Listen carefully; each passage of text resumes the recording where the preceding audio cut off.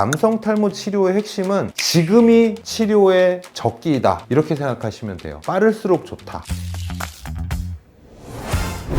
안녕하세요. 슬기로움으로 가득 찬 양한방엽진 슬찬한방병원 문상현 원장입니다. 오늘은 남성 탈모에 대해서 말씀을 드리려고 하는데요. 남성 탈모 같은 경우에는 흑인의 경우엔 거의 없고요. 백인은 훨씬 더 많고 동양인은 중간 정도 됩니다. 근데 점점 늘어나는 추세고 좀 더 이른 나이에 진행하는 추세이기 때문에 탈모 인구는 점점 늘어나고 있는 추세라고 보시면 될 것 같아요. 그러다 보니 이제 오래전부터 건강보험 적용을 해달라 이렇게 하고 있지만 우리나라 건강보험은 생존에 우선하기 때문에 사실 탈모는 생존, 생명이랑은 좀 거리가 멀잖아요. 그러다 보니 이제 건보 적용이 안 되고 있어서 많이 부담을 갖고 있죠. 근데 놀랍게도 지자체들 중에서 탈모 치료 지원을 해주는 지자체들이 있습니다. 서울엔 성동구가 있고요. 부산엔 사하구가 있고, 그 다음에 보령시 뭐 이렇게 등등 몇 군데서 만 39세 미만의 청년의 탈모 치료비, 정확히는 이제 탈모 약 처방을 비용을 좀 지원하고 있다고 알고 있습니다. 왜 그럴까요? 남성 탈모 같은 경우에 유전적인 경향이 강하죠. 60% 이상이 유전적인 경향이라고 합니다. 그럼 이 유전자는 대체 어디서 온 걸까요? 학계에 따르면은 네안데르탈인에서 온 것이다 이렇게 얘기를 하는데, 여기에서 생각해 봐야 될 게 번식의 문제라고 생각합니다. 마치 원앙이나 꿩이나 공작이 화려한 깃털을 가진 수컷을 선택하듯이 풍성하고 튼튼한 모발을 가진 남성을 선택했던 것들이 네안데르탈인이 아니었을까. 그래서 여자분들이 남성에게 기피하는 1위가 탈모라고 하죠. 그래서 지자체에서도 탈모 치료비를 지원하게 된 이유이기도 할 거고요. 그래서 남성 탈모는 어떻게 보면 강한 남성성, 그리고 생식 능력, 왕성한 사회활동, 이런 것들을 의미하는 게 아닐까 싶어요.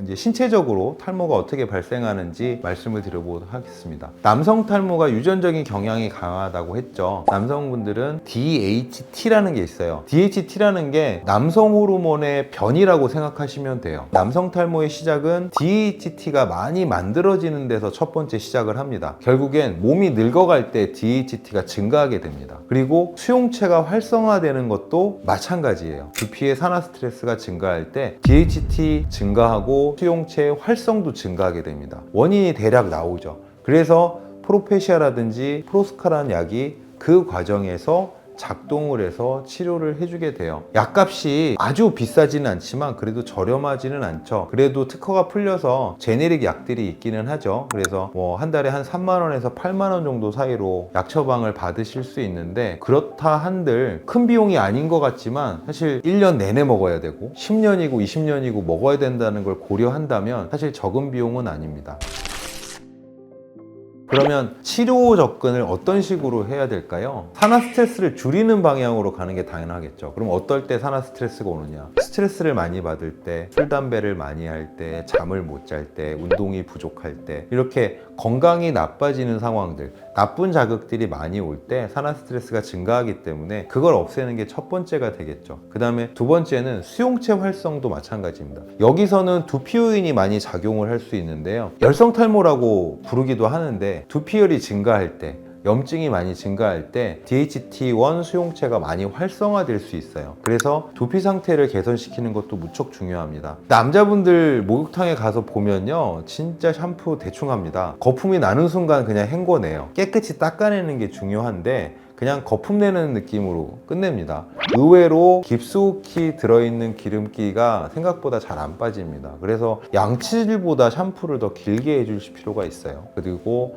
산화 스트레스를 줄여주는 항노화에 가까운 약들, 사실 한약 처방에서 대부분의 보약류들은 산화 스트레스를 줄여주는 항노화 처방들이라고 보시면 돼요. 그런 식의 처방들을 병행을 하고요. 그 다음에 저희 병원은 협진병원이니까 프로페시아라든지 프로스카라든지 아니면 그 외에 제네릭 약이라든지 이런 약 처방들을 통해서 병행을 하게 되고요. 그리고 추가 치료죠. 두피 케어를 통해서 두피 환경을 개선시켜서 모발이 자라기 좋은 환경을 만들어주는 것, 그리고 모세포와 모낭 재생, 회복을 도와주는 약침 치료와 침 치료, 그리고 특히 모세포 활성을 증가시켜주는 미세 자기정 치료를 병행하면서 항산화 스트레스를 줄여주는 방향으로 생활을 해주시면 남성 탈모도 쉽게 회복이 될 수 있습니다.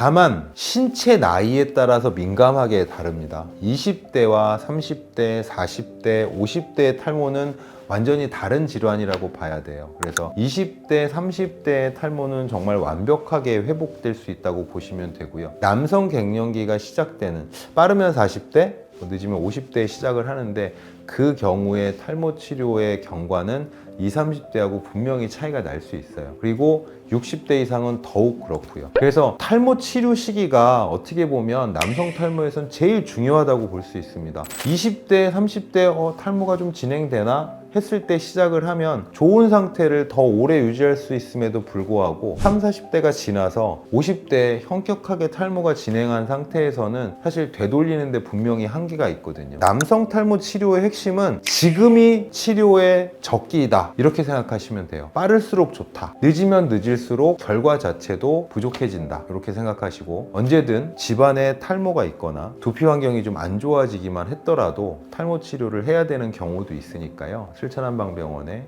부담 없이 문의 주시면 좋겠습니다.